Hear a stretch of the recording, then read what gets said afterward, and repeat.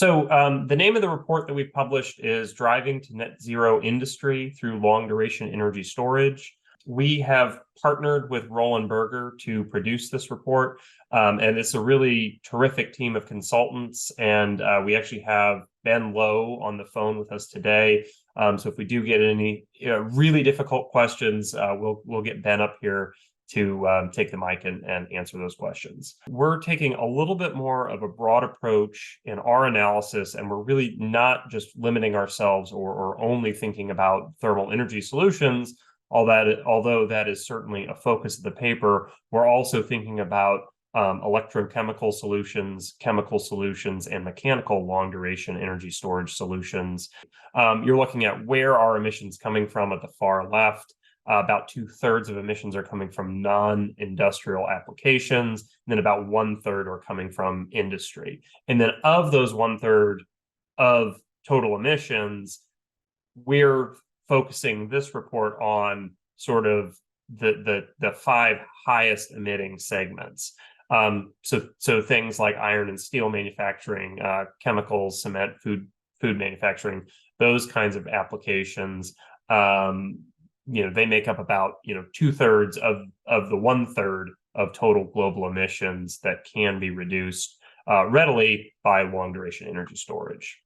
Today we're going to be focusing specifically on the mining case study and the what we're calling easy to electrify case studies. And by easy to electrify, we're usually thinking about applications for heat between 100 degrees centigrade and 500 degrees centigrade, whereas the hard to electrify sectors are 500 plus, even 1,000 plus degrees centigrade.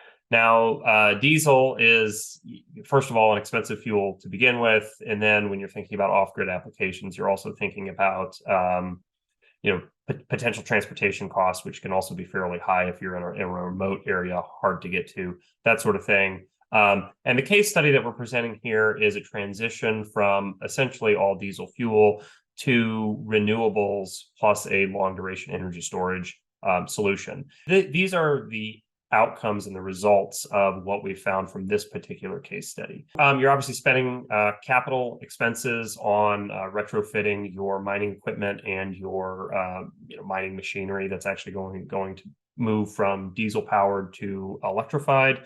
But then you've got this huge green bar, so you're moving up in the positive direction of $738. And that's the net present value of all the costs of the diesel that you now don't have to buy to operate your mine. But then if you want to fully decarbonize, you're going to have to spend some additional capital expenditure on long duration energy storage. But again, you're going to have, that occasional time when you are using diesel is going to be a relatively large savings of $83. So that is an overall positive for developing the long duration energy storage. So a positive economic case there. Emissions are declining for this particular example by 280,000 tons of carbon dioxide per year. So again, you could kind of do out the math and figure out what that means in terms of overall dollars of savings.